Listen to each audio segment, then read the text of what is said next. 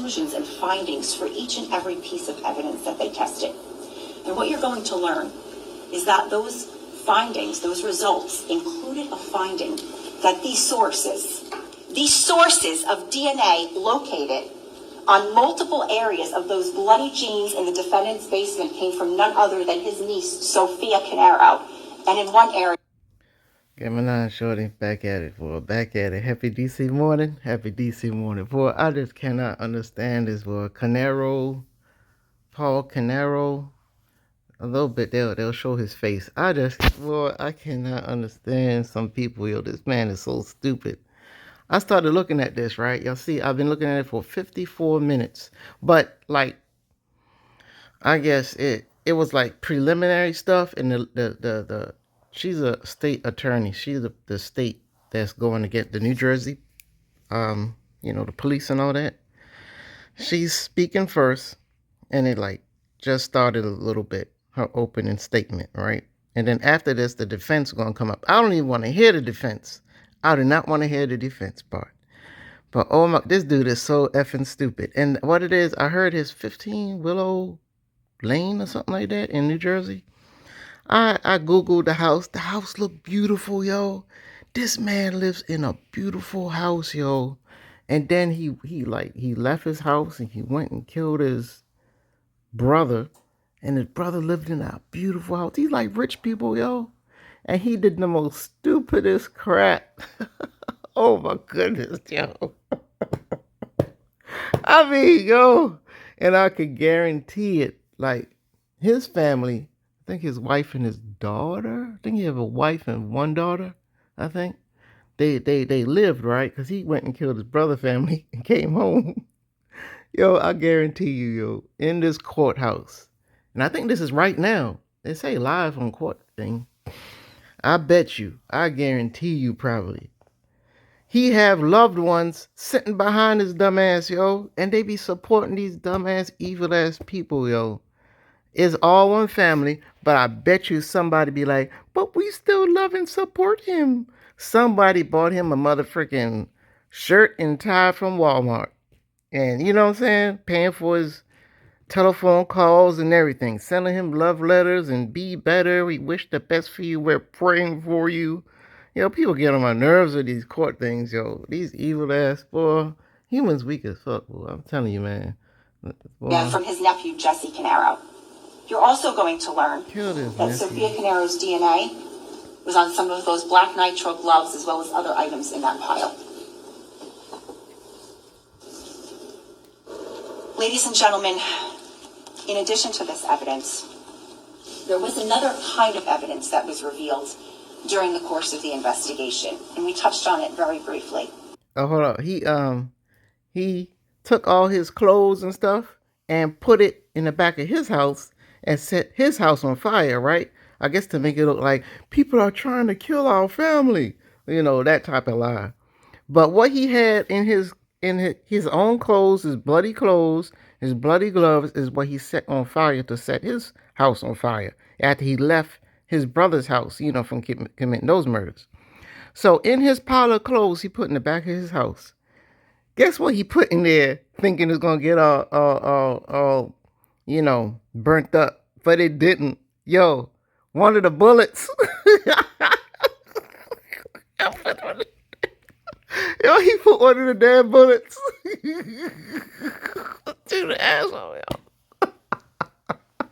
This dude's stupid. Yo, put one of the bullets in the one of the bullets, live round. It didn't even get shot yet, but it matched up with the gun, the murder weapon. He put it with the clothes, yo. It didn't even burn up. That dude dumb, yo. Look how he looked too. Watch when we get to him. I hope they show him again, man. And that is evidence of motive. What you're going to learn is that the defendant's financial circumstances in the months and the weeks leading up to November 20th, as well as certain events that occurred just hours prior to the murders, are what motivated him. And while the state is certainly not suggesting that somehow these murders were logical or even remotely rational, when does murder ever make sense? The state is presenting these circumstances to you for you to consider as to the defendant's motive for how he chose to deal with events and circumstances that all came to a head the night before on November 19th.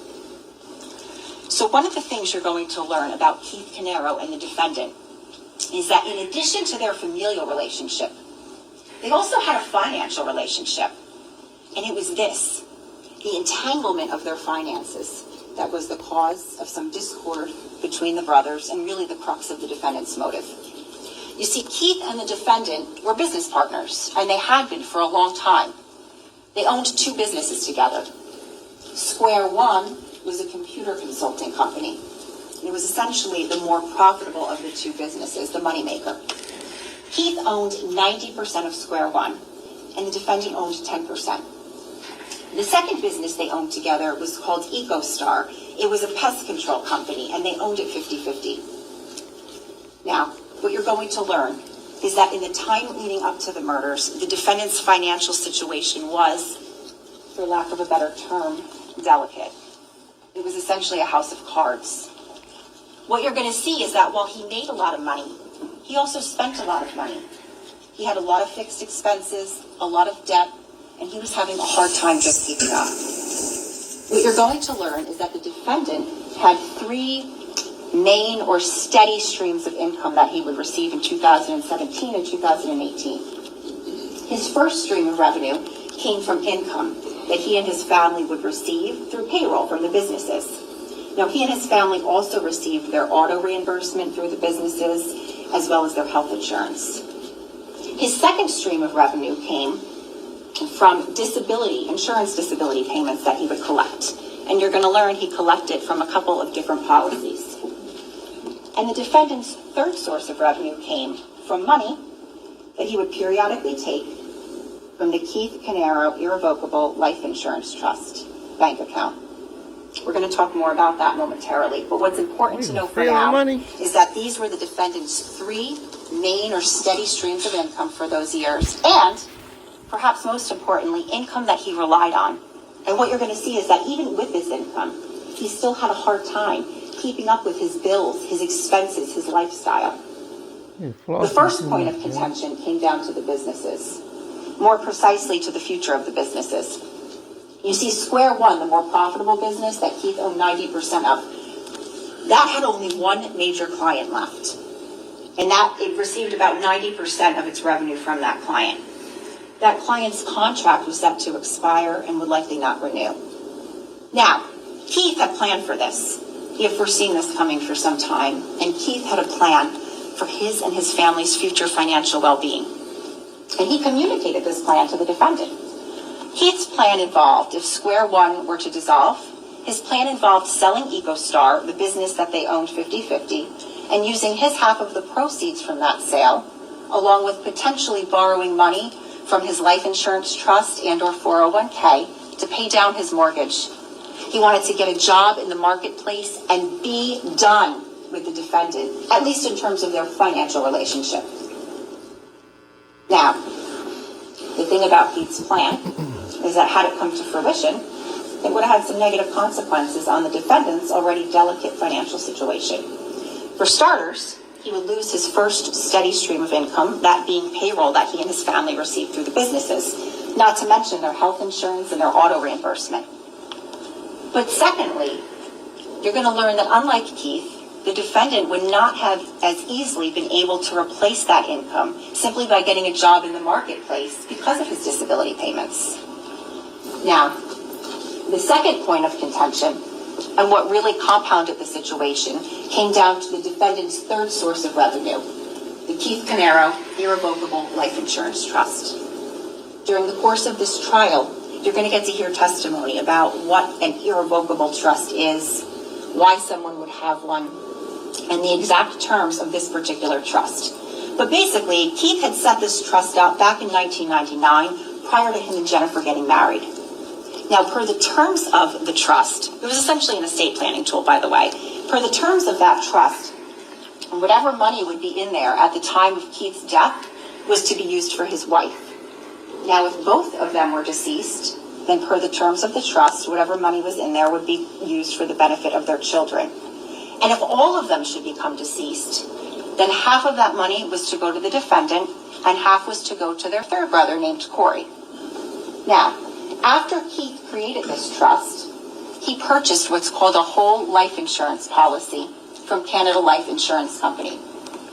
The face value or the death benefit payout for that policy was for $3 million.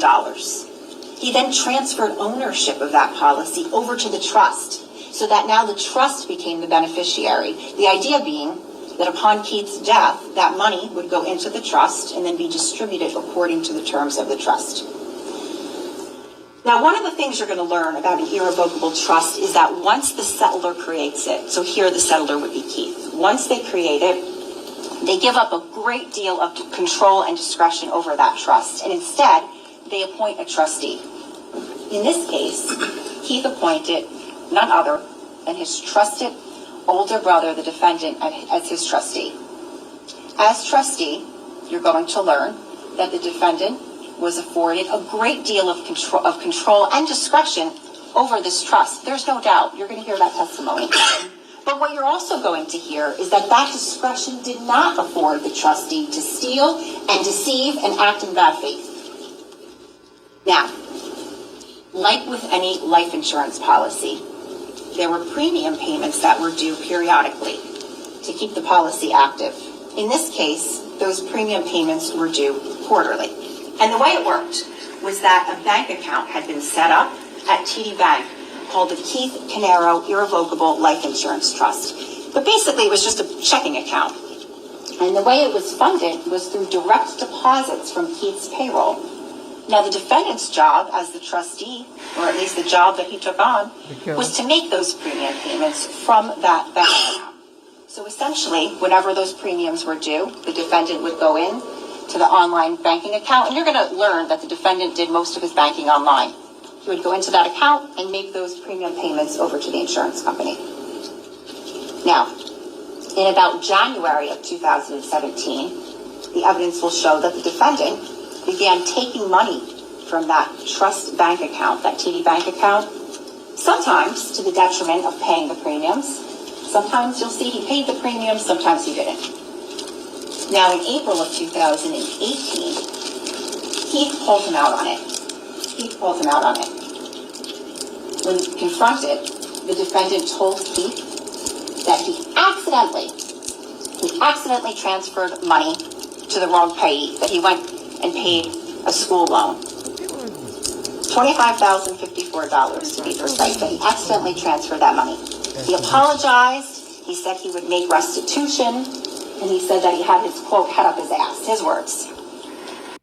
Man, I hate effing, man, watch all this stuff y'all do with money, man, because people be lying and stealing. It don't matter who they are, yo. I learned it the hard way, man. People are just thieves. People are thieves, man. People are thieves. Almost everybody you know, if you have money they could take it from you, they're going to steal it from you and they could get away with it. So watch yourself, man. Watch yourself, boy. Oh, my goodness. I learned it the hard mother effing way. And trying to stay out of jail. Fuck that motherfucker stole the money from you. $30,000. They don't fucking want to kill that bitch, boy.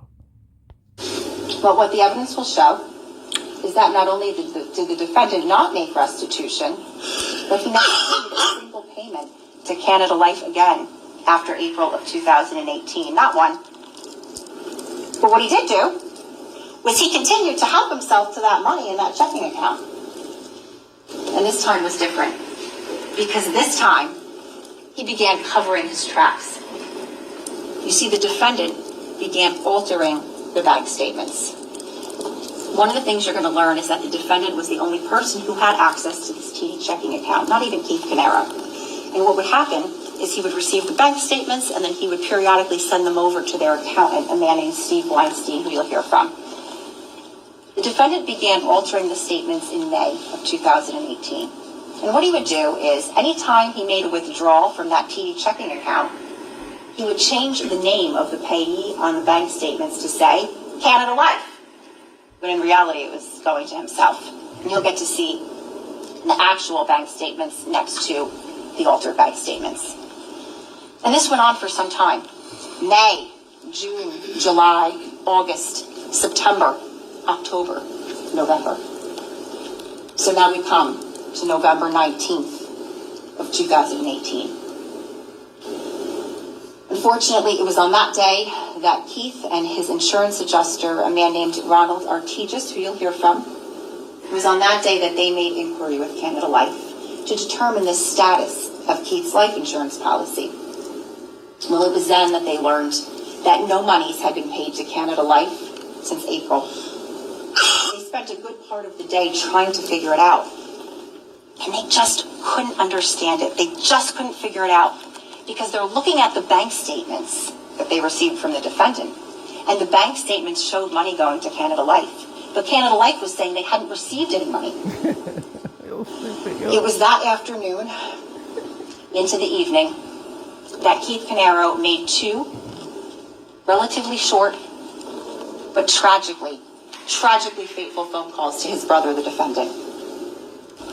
Now, you are going to have the unique opportunity to see and hear these two phone calls. Oh, shoot. And that is simply because Keith and Jennifer had security cameras inside of their home with audio and visual capabilities. Oh, yeah. Now, let me be clear. You are not going to see these murders occur. The cameras stopped working at 2:52 a.m. when the defendant cut power to the house. But what you are going to see is these two phone calls. You're going to see Keith Canero in his final hours. You're going to hear what he is saying to the defendant, what he is yelling to the defendant only hours before he and his family were murdered.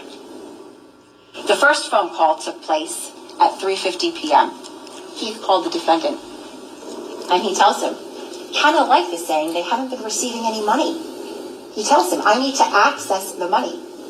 And he asks the defendant if he could send him the online password for that TD checking account so that he can go in and do the research himself. The second phone call takes place at about 6:05 p.m. Keith calls the defendant back. And this time, Keith now demands the password for that online checking account.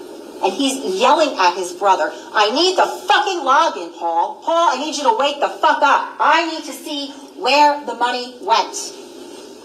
He tells the defendant that he has a couple of hours to get back to him. At 8 o'clock. 8 o'clock came and went. The defendant never did get back to Keith with that password. Instead, he began making plans. Plans that were executed about 8 hours later when he snuck out of the house in the middle of the night in his white Porsche Macan. And you know how those plans ended. Greed and desperation.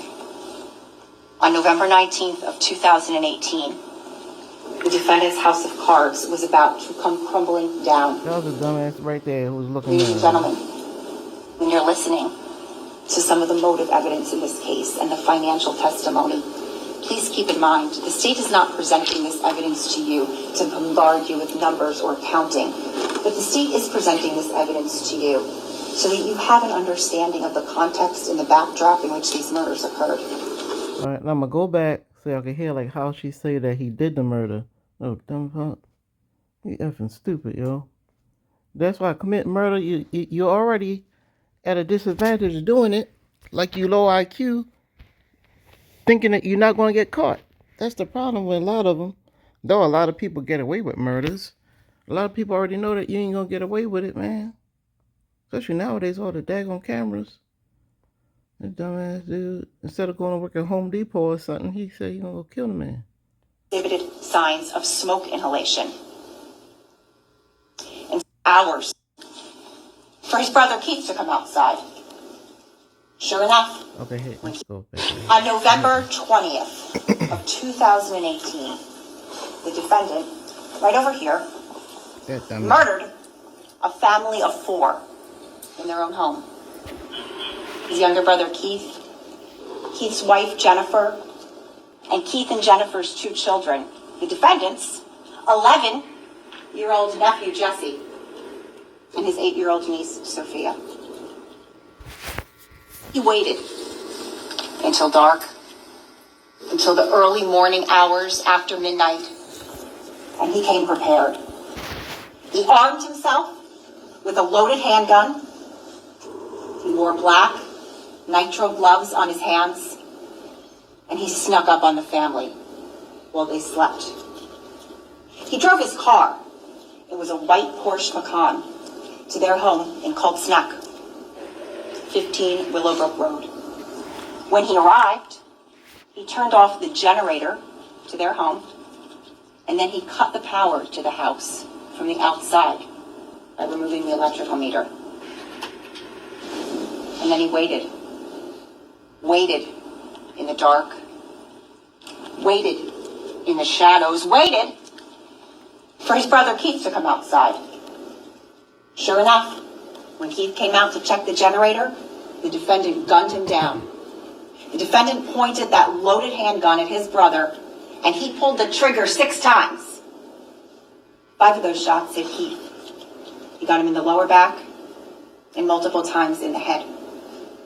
Once Keith was out of the way, executed on the spot, no longer able to protect his family, the defendant then went inside his brother's house, a home he'd been in countless times before, a home you'll learn he knew like the back of his hand, a home where... Yeah, dumbass right there, boy. You gotta watch thieves, yo. Thieves will do anything to protect who they are and the evilness they have done. They'll do anything. They'll kill you. If you're about to find out, oh no, I want nobody to find out that I'm not a good person. That's the thing in this life, yo. That's my big thing, man. If you ain't happy being married or something like that, or you don't like somebody or something, man, I want you at least at some point, tell the truth sometime. Tell somebody the truth. Don't be like hiding who you are. You know what I'm saying? Because then when people about to find out, then people freak out and start killing people. I don't want nobody to find out. People about to find out what a dumbass he was, and he had to go kill them all. You know? And so he could get all the money from the trust or whatever. The insurance money. Dumbass boy. And if his wife was about to find out, I bet he was going to like, Dad, I gotta kill my wife real quick. She about to find out all the money I was stealing. Keith's wife and children were. And in there, in the chaos and confusion of having been awoken from sleep, in the shock and terror of having their home invaded, and in the dark, the defendant hunted them down. He stabbed his sister-in-law, Jennifer, multiple times in her back, her chest, and her abdomen, and he shot her in the head. That's crazy. He stabbed his nephew, Jesse, multiple times in his upper body and threw his arm into his chest. And he stabbed his niece, Sophia, 17 times over her entire 45-pound body, including deep stab wounds in her face and the top of her head. And when he was all finished, he went into the basement, inside of the cedar closet, where he started a fire. Cedar. It was a slow-burning fire that smoked and smoldered for hours before anyone was alerted to it. He cut the Verizon fiber optic line in the basement that fed into the optical network terminal. And then he left. He drove back to his own home at 27 Tilton Drive in Ocean Township, about 20 minutes away, where his own wife... That's another thing. All right, he driving a white Porsche Macan. Porsches look weird to me anyway. If you're real rich, yo, I Googled the house. The house looked real nice, right? I like this man kind of rich a little bit. Number one, I can't stand people that buy fake, stupid-ass cars. He should have bought a Ferrari or a Corvette. If you ain't get that, man, you suck. And 2 adult daughters were sleeping. He took the gun he used, and he swapped out the barrel. So one of the things you're going to learn during the course of this trial is that bullets travel through the barrel of a gun. And ballistically, the bullets can be matched up to the barrel, while the shell casings can be matched up to the gun itself. What the evidence will show is that the defendant removed the barrel from the gun he used, and he replaced it with a different barrel. And then he put the gun away inside of a metal locker in his basement. He took off his clothing, including his blood-stained jeans and his bloody black nitrile gloves. He put them all in a pile in his basement underneath a window well. And then he went outside around back to that basement window well, just above where that pile was. And he started a fire there too. Except this time the defendant got his own family out, safe and sound. Now, Jesse and Sophia, on the other hand, were not safe or sound. What you're going to learn is that while their parents, Keith and Jennifer, were both deceased at the time the defendant set fire to their home, both having sustained fatal gunshot wounds to the head, those children were still alive. The medical examiners are going to tell you that the children's autopsies revealed that in addition to being stabbed repeatedly, they also exhibited signs of smoke inhalation. And so the evidence will show that Jesse and Sophia were still alive and breathing after their uncle repeatedly stabbed them. Still alive and breathing after their uncle set fire to their home and left them. Still alive and breathing as the smoke began to rise from the basement. And that, you will learn, is how those two children spent the final moments of their lives. Bleeding to death and inhaling smoke. Ladies and gentlemen, allow me to introduce you to the defendant, Paul Canero. So one of the things you're going to learn during the course of this trial about Uncle Paul we love him. is what motivated him. We're the best for what you motivated still. him on November 20th of 2018 to do what he did. And that, the evidence will show, came down to none other than greed and desperation. All of his daughters We're going to talk him, more about the motive evidence shortly. But before we do that, it's important to understand how the investigation of this case began and some of the other evidence that it revealed. So let's pick up where we left off. You're going to learn that the defendant arrived back home to 27 Tilton Drive in Ocean Township in his white Porsche Macan at 4:08 a.m. A little less than an hour later, at 5:02 a.m., the Ocean Township Police Department received an alert for a basement fire alarm activation at the defendant's residence. The first couple of patrolmen were on scene within a few minutes. The defendant, his wife Susan, and their two daughters, Caitlin and Marissa, were seated in a car. It was Susan's car. It was a Porsche Cayenne, and it was parked across the street from their house. Now, you're going to get to see photos of 27 Tilton Drive. But just to give you a visual, it was a two-story house with a full basement and an attached garage. So if you're facing the house, the garage would be all the way to the left, and there was a driveway that wrapped around and went right up to those garage doors. Now, parked in the driveway that morning were multiple cars, including the defendant's white Porsche Macan. It was actually a loaner car, and it was parked facing that last garage door, closest to the left. Now, the fire was on the complete opposite side of the house. So again, if you're facing the house, the fire would be all the way to the right and around back, in that back right corner, right in that basement window well. The fire ended up traveling all the way into the attic and spreading. And to make matters worse, the fire had been set right near the natural gas meter. So when the first couple of patrolmen arrived on scene and saw this, they quickly began evacuating the neighboring houses. Now, you're going to learn about two other areas of fire at the defendant's house that morning. The second area of fire was back over by the garage. When the first couple of patrolmen arrived on scene, they saw and they quickly extinguished this tiny little fire right at the bottom corner of the garage door. And then the third area of fire that morning was actually the Porsche Macan itself. It had burn marks all over it. Now, in addition, you're going to learn about some items of evidence that were collected from the driveway and garage area that morning. You're going to hear that there was a red gasoline can with a melted nozzle lying near the garage door by the Porsche Macan, that there was a charred, dark-colored glove located in the driveway, and in the back seat of the defendant's Porsche Macan, officers located a little piece of what appeared to be a black nitrile glove. In addition, you're going to learn that a DVR recording system was collected from the defendant's garage that morning. Man, you know what? He was just tired, yo. He was like, damn, I'm tired. All this driving, all this killing, and damn, he just started dropping. He just started dropping everything, yo. Yo, drop the gas can. Yo, dumb ass dude, yo. I bet you he never did nothing bad in his life or something, yo. Oh, dumbass people, boy. White collar criminals, man. Dumbass dude, yo. Mm-mm-mm.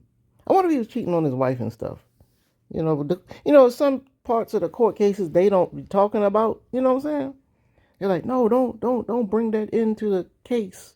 All that kind of stuff. Man, the court thing's kind of messed up, man. Kind of messed up. Now, everyone was on scene for several hours that morning, including the defendant and his family. And during that time, officers and fire investigators were making efforts to determine how the fires might have started. Remember, they knew nothing about what had occurred earlier in Cold Snap at that point. They spoke to several individuals on scene, including the defendant, and you'll get to hear about the full extent of the conversations they had with him. But basically what he told them was that he was awoken to the fire alarms going off, that he saw smoke coming through the vents, that he collected his family, and that they all exited the house. He tells them that he later went back inside of the house, into the garage, and backed out Susan's car. It was the Porsche Cayenne that they were all sitting in. He also tells officers that he hurt his hand somehow, that he banged it on something on the way outside of the house. And officers observed, and you'll get to see pictures of the back of the defendant's left hand. There appeared to be some sort of an injury to it. Now, time goes by. It gets to be about 11:45 a.m. And detectives ask the defendant and his family if they would come to the Ocean Township Police Department to speak further. And they agreed.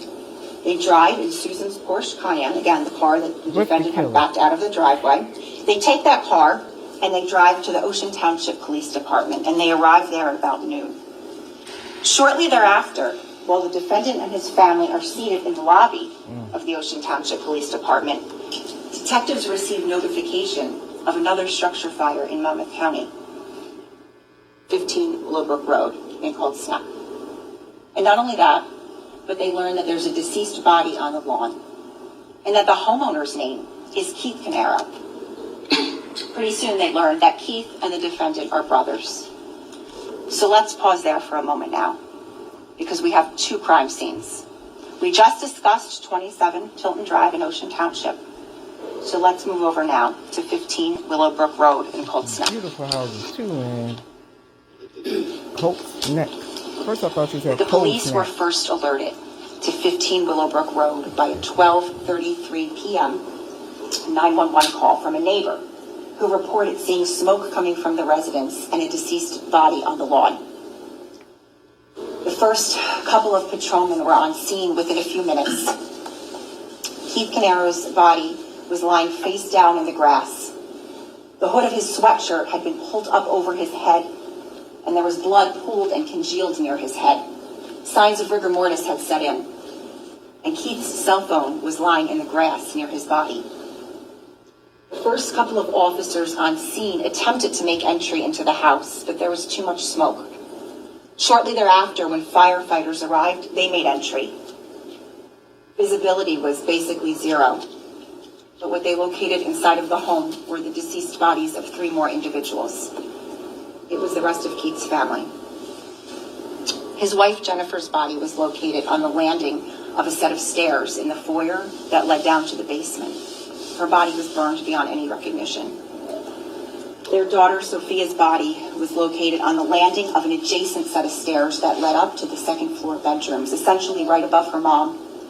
And their son Jesse's body was located in the kitchen not too far away. They were running from the man, Now, yo. you're going to get to also see photos of 15 Willowbrook Road, both the inside and outside of the house. But just to give you a general description, it was a large house. It sat at the end of a long driveway about 250 feet off of the road. It had 2 stories, a full basement, and an attached 3-car garage. Now, there was this area near the house. If you're facing the house, it would be all the way on the right side of the house, and it was surrounded by shrubs. Behind those shrubs was where the whole house generator was located. It was large, as well as the electrical meter. What investigators found when they arrived on scene was that the generator had been switched to the off position, and that the electrical meter had been physically removed and was lying on the ground. Keith Canaro's body was not too far away in that same area, as were multiple bullets and shell casings. All right, but that's about it so far, though, man. I don't even want to get to the point where the defense attorney come up, because I'm like, man, I don't know, y'all. I know people got to make their living, and people supposedly supposed to be defended, But you know this guy did it, right? Yo, I mean, how can you make a defense for a dude who like stabbed up a little 45-pound little girl? You know what I'm saying? And then the defense people be staying on because he had to get their money and stuff. But during the course of the investigation and the court case, things come about. Things still come to light that people be like, yep, he did it. But yet the defense person will still be there. They know the truth. They know that person, let's say, took advantage of a little girl, yo, or took advantage of a little boy, just some evil stuff, nasty stuff. And they still there sitting next to the person, yo. That person yawned, they smell the person yawn. You know what I'm saying? They smell the little jail deodorant, but yet they still there defending them. That's crazy, yo. That's stupid, man. And you could be like, yeah, you know, you don't know if they all guilty or not. You're trying to defend them, but they be finding out. They be knowing that they did it. And then you see when they showed the man, some people sitting behind him. That's the people that support him. How you gonna support that dude, yo? Man, people just effing dumb, yo, in life, man. When it comes to this, they get embarrassed and, oh, I can't believe it. I feel so sorry that you're in this. But yet they ain't even talk to the other people who lost their freaking loved ones. Yet they gonna have to sit across the aisle on the other side of the freaking courtroom behind the killer. Are you effing serious? Yeah, here's the Walmart receipt. We bought him a tux to come to court in. Man, people crazy. But anyway, this is Gemini Boy looking at live Mansion Massacre murder trial, New Jersey versus Paul Carnero. Y'all could go check that out, boy. It's still going on. It's still on there. Law and crime. But yeah, man. All right, boy. And the thing about law and crime a little bit I don't like is like they be talking, right? And they be like, well, okay. And to help talk about the case, we have retired criminal investigator or whatever from Idaho. Like every time they always bring somebody up talking. Just tell me the story without bringing somebody in. They always have a special guest. We have a new special guest from Florida, the Department of Public Works Administrator or so on. Man, shut up. Yeah, I got tired of that a little bit. It's them that doing that. I think it is Law and Crime to do that, man. I ain't sure looking at that stuff no more. But anyway, Gemini, shorty. See y'all out there, boys. See y'all out there. Go check this case out, man. New Jersey versus Paul Carnero.